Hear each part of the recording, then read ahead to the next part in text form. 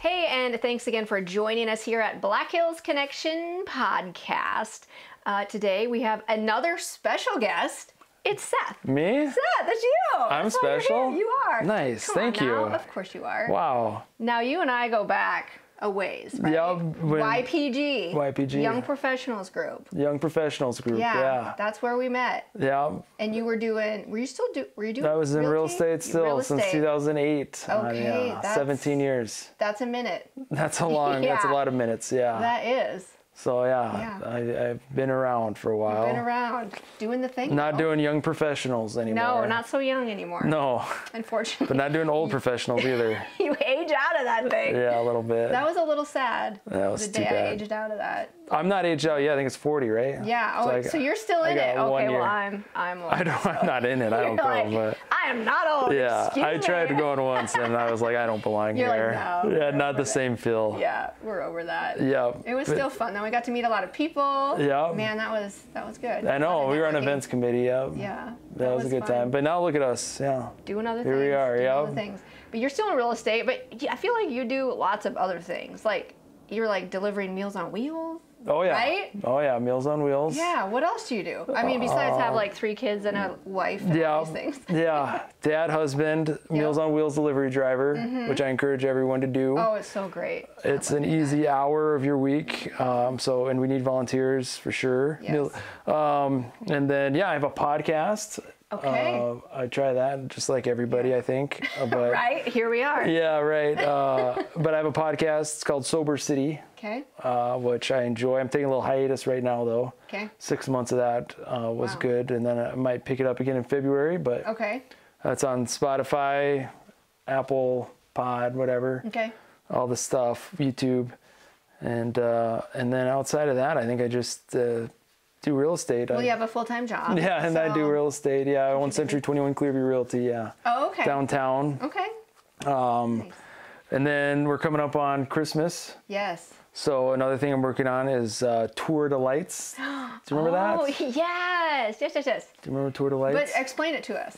So Tour de Lights is, do you like looking at Christmas lights? Yeah, who doesn't? Okay. But when you go, you're like, where do you go? Where do you go? You don't want to like drive around aimlessly. No, I know. Yeah. Especially when you have kids. 'Cause Yes. it's like, we got to wrap this up. They get a little dicey. Get a little dicey. And so my wife, who's brilliant, Yes. came up with the idea of like, why don't we drive around for a while and then find good houses and then write the addresses down. Nice. Then we save that sheet, and then the following year we'll put them into a map, right? Oh, okay. And so that started in like 2016. But now in 2025, I'm making an app. Oh, of It's gonna be an app, yeah. App for that? There's an app for that now, because before, every year I would have to manually put in the addresses, and then boy. somebody would email me, can you add this address? Or somebody would email me and say, hey, this should be on the tour. Oh. And so every December I like dread it. Now it's gonna be an app. Okay. And I'm gonna release it on December 1st. Okay. Or no, actually I think on the Saturday after Thanksgiving. Okay. Parade of Lights. But anyways, you can download it. And Is it just you look it up like Tour de Lights? yeah, just Tour de Lights. Okay. And it should be on the App Store. That's and super then handy. and then what I'm doing is so it's a subscription. Okay. But 50% I'm donating. So Okay. so it's like you Nice. go see some lights, and then subscribe. And then 50% in January will go towards local, Nonprofit? nonprofits, Awesome. organizations. It's a great idea. Yeah, I love that. And who better to like give us a tour of the town, right? that's right. Yeah, if you're curious about where the good lights are, but Okay, well, I'm going to keep that in mind. put it out there, right? So trying to get that going, but it's just a fun project. But I think I'm sure I'm forgetting things, but those are the things right now that are. That's enough, I think. Yeah, that's good for now. That's enough. Okay, so let's go back to your podcast, SoberCity. Right? Yeah. That's what you're calling it. That's So what I'm calling obviously it's about being sober. So tell us about that journey for you. I mean, I know you probably have a huge story behind it, but sort of, alcoholism and that kind of thing. Right. Like, let's talk about that. Yeah. So I'm an alcoholic, to get real. Right. I mean, that's what we're here for. So I got sober in August 22nd, 2023. Okay. And it was interesting because I don't have that great of a story, I didn't think. Like, I mean, my wife was just leaving me, and I was owed money to the IRS and losing my business. So rock bottom. Yeah, rock bottom-ish, but nothing like, I was running guns south of the border, that kind of stuff. It was just boring, me sleeping on in my mom's guest room. Yeah, couch. No, I did get a bed at my mom's, my old high school bed. Thanks, Mom. Yeah, my old high school bedroom. Was it like a Hot Wheel? At 37 years, yeah, right. Race car? Oh, yeah. No, I'm just kidding. I wouldn't have left if it was a race car bed. Right. I would have just stayed at my mom's, but. So that was like the point where you knew, okay, this might be a problem. It's not like, hey, I'm having fun, I'm drinking. Oh, no. Have a few drinks here and there. It's it's like a thing. Yeah, my life is not good. And in those situations, you're like, my life's such a mess that it has to be someone else's fault. Like, I'll own some of mine, but like somebody else, it has to be some of, you know what I mean? And so that's really what sobriety is like, you're responsible for yourself, which mainly adulthood, I guess. But like, for me, I had to learn how to like own my stuff. Keep my side of the street clean and stop looking, because I always looked at other people. And I try to my goal was always to like keep other people between me and the mirror a little bit, and so, it took me a while. It took me a while, because throughout my life, I was never given the right tools for dealing with life. And so I just kind of walked around with a hammer and then assumed that's what would fix things. Wreck-It Ralph? Yeah, Wreck-It Ralph, right? Well, I think you're like an average person. You know, like, I have these troubles, this anxiety, this trauma, or, whatever you're dealing with. And then it's like, how do I do this? Oh, I'm just going to take a drink, take the edge off. And then a drink becomes two. And then that's your coping. Generally, yeah. And then it becomes like a problem. And it works fast. Yeah. It's nice. And it's attainable. You know what I mean? Pretty attainable, yeah. I mean, alcohol is just easy, accessible drug. Right. But I mean, my preference was Valium or Xanax or opioids. I was kind of a downer guy, marijuana, anything like that. And those were nice too, because alcohol's like, you can smell it, right? Oh, okay. So people aren't as suspicious. Yeah. Like if I have Xanax or an Oxy or something, just pop one of those, I might be a little tired, maybe a little drowsy. But I can navigate that versus.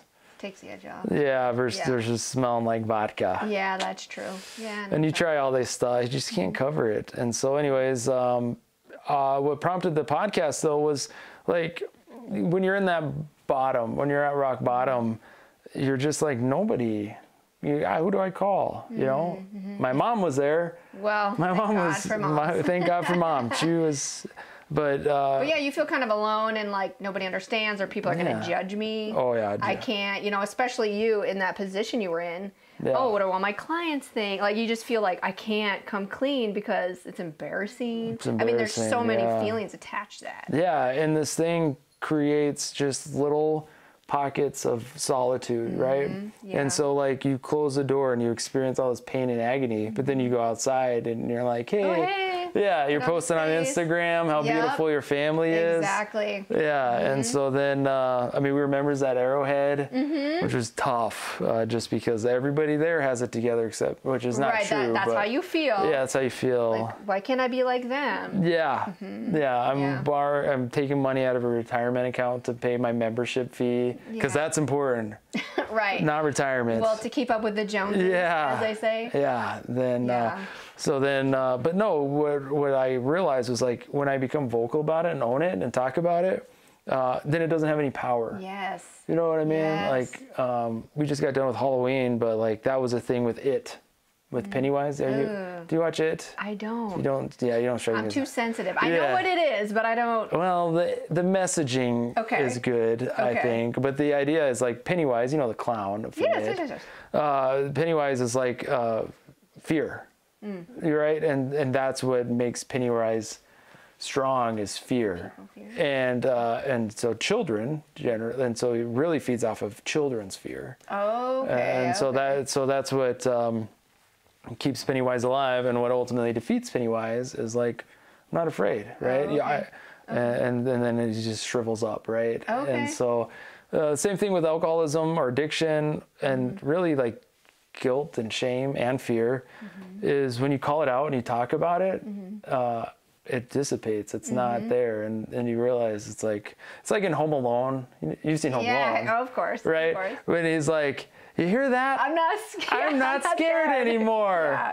And then he sees the old guy, Yeah. and then he runs. Yeah. But like, that's what we try to do is like, I'm not afraid anymore. And then this thing from our past, our PT, all these things, and then we run. And like, I run to my bot or whatever it is. Right. And then, but everybody has their thing that we run to. For sure. Like, but what got him to not be afraid anymore was talking to the guy and and seeing like, oh, you're not so bad. Yeah. Right. And How often do we do that though? Right. Even if people like, you sort of meet someone, you sort of judge them right away. You don't mean to, but you sort of do it, in a way. And then you get to know them, you're like, oh, you're not at all what I thought you were. I didn't like you. Know what I mean? I know. Yeah. Isn't that funny how we do that? And I think it's kind of like a safety, like, sure. It's weird because like these are all survival mechanisms. Like our brain is doing what it's taught. Like for me, alcohol and weed or anything made me relaxed, and my body was like, hey, we need to relax. If I wasn't intoxicated somehow, like I was just like all the time, right? Yeah. And so then it was like when I got that relief, my body was like, hey, that thing that we did last night worked really well. Let's just keep doing it. Yeah. And then I had to learn like, what is it that makes me go like this? Because my problem is not the thing that made me not like this. My problem is the thing that makes me like this. And then you just start peeling it away and like realize like, man, I just fear. I was just always afraid. And then you go through, and then you figure out like, none of this, that old man isn't scary, right? Yeah. And not only is he not scary, he's dealing with his kid who's not talking to him over Christmas. Has their own stuff. Right. And then you're like, oh my gosh, I feel, just, and then you realize how beautiful and tragic life is when you're not constantly trying to not feel things, right? But when you just feel them and then you address them. Got to walk through it. Yeah. You can't skirt around the hard stuff. Right. You got to go through it. Exactly. Yeah. And that hurts. And that's painful for a lot of people, Oh yeah. So they're trying to numb the pain. Right. And that's just it, is like our nervous system is just built on avoiding pain. Yes. But like you can feel pain like cooperatively, like you can't fight pain, right? You have to feel it and then address it. And so, cause like, I always went to the hospital trying to get pain pills, right? Like the thing about doctors is they're like, no, they're catching on. Yeah, right. Eventually you end up on a registry, and then you really don't. Not that registry, but like the just wanted. They're like this guy, this little sneaker. But the doctors, and like one of my best friends is a physical therapist, and like you can keep taking pain pills or you can come to physical therapy. And the thing with physical therapy is you have to keep coming and you have to do what they say. It hurts, right? It's hard, Yeah, but then you start doing it and then your pain goes away. And like that's how and so that's SoberCity, is like kind of physical therapy where it's like you can keep taking pain pills, or there's like this other way of doing things where you can feel that all the time without having to lie to a doctor or your wife or your clients or your friends. It's a long list. Eventually it's just, I guess I'm just a liar now. And it's like, you're like, who am I now? Right. It's not who I wanted to be. Who am I? Right. I don't like this guy. So anyways, that's kind of a long, I think the question was SoberCity, and that's my podcast. So basically, I mean, you're telling me like you hit rock bottom, there it was, and then you got help. I'm assuming you started going to AA. Well, maybe or not. Well, do you know what the second A stands for? No. Anonymous? Oh, you can't talk about it. No, what? Are you started going somewhere that helps people with alcoholism? Maybe I do, maybe I don't. Because the issue... I did know that. Right, No, I mean, I don't know if I do or I don't. But the thing with AA is like...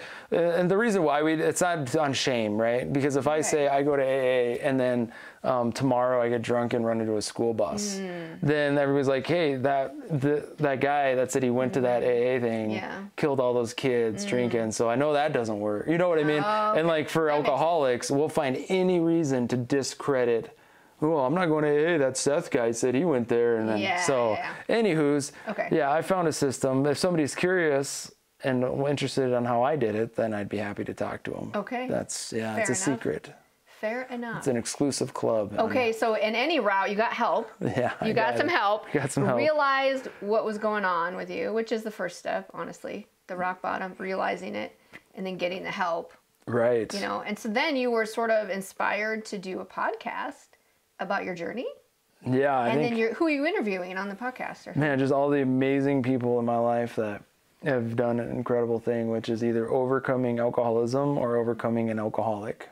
Okay. And I think one thing that I learned through doing that podcast was just the people that have to live with us. And those are that's like, because I was numb. Like even when I wasn't intoxicated, I was still numb. I found a way to disassociate.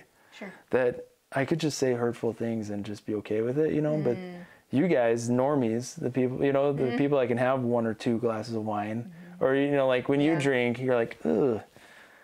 I'm done. I mean, anymore, yes. That wasn't always the case. No, But right. you know Well, I mean, yeah, there's yeah. that. But I mean, like, even now, I mean, you just have the stop sign. But like, sure. I think that's what towards the end of this season. So I think there was like 26 episodes or something. Wow. That's a ton. Yeah, it was 6 months of episodes, one You're every just week burning for them 6 out. months. Yeah, and that was my commitment every Friday for 6 months, and eventually, but it was just kind of a journey. Yeah. For myself, but I really enjoy talking to like I other. bet it helps you heal too a little. Oh yeah, you know? every time, yeah. It's just good community to be somebody who's like in your boat, so to speak, or. Yeah, and I can relate to them in a way like other people can. There's just that community. And the hardest episodes were the people that were like, I'm not one, but I'm married to one, or I've been married, or my parents. Your wife was a guest. My wife was a guest, and it was the most amazing episode. Yeah. Because it was just. And through her lens, her story, and I would encourage anybody watching this or whatever, they're all great episodes, but Britt's was awesome because I couldn't have explained, the way I'm explaining it to you now isn't as good as how she explains it, right? Yeah. Because I'm coming from like a healthy place now, but for her, it was just like, God, you were just the worst person. Yeah. And it was just really humbling. And I still listen to that episode once in a while because I'm like, God, it took a lot of time for us to get to that point where I could acknowledge that I'm the crazy one. You know what I mean? That she's not being unreasonable. Well, that you admitted it. Then I admitted it, yeah. And all those years fighting with her, and finally now I'm like, yeah, that was not okay. And so, did you listen to it? I did. Oh, you did? Yeah, I did. Oh, you're the best. I thought for sure you'd be like, no, I haven't. No, I listened. That was the one I listened to. Oh yeah, she's pretty special, and but it was, and for me the podcast was all about service. Like it was just kind of coming from a place of like I'm doing this because it's important to me. Like there were so many times where I was like, I don't have time. It's a lot of work. You guys know how much, and you have video. I just have mics. Right. You have video. And like it's just a lot of work, and every Friday I was like, I gotta get this out. To your other things. Yeah, I'd be on a vacation. I'm like, sure, yes. Trying to get this episode out, just not for any other reason than that was with a commitment I made to myself, and I did it. And then it was just good for me to do that because you never know who would need to hear what when. Yes, exactly. And not that I'm the one that's gonna be the reason, but for me it was just like you never know if I decide to stop when I was just because I was being lazy, that was just my attitude. But anyways, it's been kind of nice taking a little hiatus from that for now. Yeah. It worked out perfectly though, because my last episode, I released August 22nd, 2025, which was my 2-year sobriety date. Nice. And it was a rough episode. I was a little emotional that day. Oh, I bet. Sober anniversaries are really weird because people are like, good job. You know what I mean? Sure. And there's a party where like, 2 years ago was the worst day of my life. And, it was like, I don't know. I was feeling stuff and like, I was like, and you get like the survivor's guilt. Like I got it. And then people that are just in it right now and just battling, burning stuff down. And I'm like, I can't help. You got to do it. You got to do the work. You got to stop with the gasoline. Yeah, for real. It's like so hard when you see them doing it and you know it and you're like, just wake up. I know. You just want to. I'm on the other side of it. Can you not see? Yeah. No. I know. It's but so you're hard. different. So that's the thing. Yeah. You got to do it. And then once they do it, then it's awesome. But game changer. It is. Yeah. It's just like so probably like amazing how much life is better on the other side, but you just don't know it at the time when you're in it deep. You're so deep in it that no idea. Right? No idea. I thought there was nothing, but yeah, thank God there was. And it's like life's nice. I was texting a guy yesterday, and he was like, "I don't know, man." I'm like, "Stop thinking so much." And that's what we do. Yeah, think. Overthink things. Yeah. To the ground. And I'm like, man, you're making this way more complicated. Like, really, life's pretty easy if you just focus on what you can control. Because you can't control a lot. No, not at all. Right? Yeah. What can you control? My kids are crazy right now. They're not listening, right? Normal. Right. So what can I do? Right. Right? Yeah. And then it's like you just navigate life without being contingent upon outside forces, because that's what makes us feel like, oh, if I could just do what I want, then I'd be happy. Kind of like the let them theory. Let them. I mean, a little bit. Yeah. You know what I mean? That's the idea. It kind of is. Yeah. It's like that. Let them. Yeah. To a degree. I mean, I don't. Sure. There's a whole book to that. There's a whole book. 2 words. Yeah. I think there could be a lot of unhealthy let thems, but for the most part, let them as far as like people are going to do what they're going to do. Yeah. What are you going to do about it? Yeah. Create boundaries, right? Or whatever it is. And that's it. And in life, remove toxicity, remove the cancers. You don't owe anybody anything, especially your happiness. Yeah. You only get one crack at it, right? You only get one, and it goes fast. I know. We're in middle age now. Like, middle age, yeah. Hopefully even. You know. Right. Yeah. Hopefully. Like, geez. Yeah. No more young professionals. I mean, it doesn't seem like that long ago, but it was. No, it doesn't. No, it's like just, and then we got kids, and right. So yeah. It's crazy. But it's good. Life is good, and the other people may try to make it not good, but just say no, thank you. Right? Yeah. No, thank you. Stay in my lane. Yeah, stay in your lane. But no. But I appreciate you letting me come on here and go on a tangent. Any questions about real estate? Oh, goodness. No, I'm just... That's all right. That's a different episode. Sobriety. I mean, sobriety is SoberCity. Really is like my, just like it's just like it's so important to me. Like it's just life is so much so good, and it's like, man, I really almost missed out on it. Yeah. And so it's just really the one thing. Otherwise, obviously, buying a house is great. I'm a good realtor, and sobriety has helped me be a good realtor because it's. I'm very service oriented. When I think about Seth, I get in trouble. And now it's like, I can't be about Seth. Yeah. Right. And so, what can I do for you? It's just my thing. But yeah. Sure. Yeah. What's your favorite part of being a realtor? Being of service. It's like the best.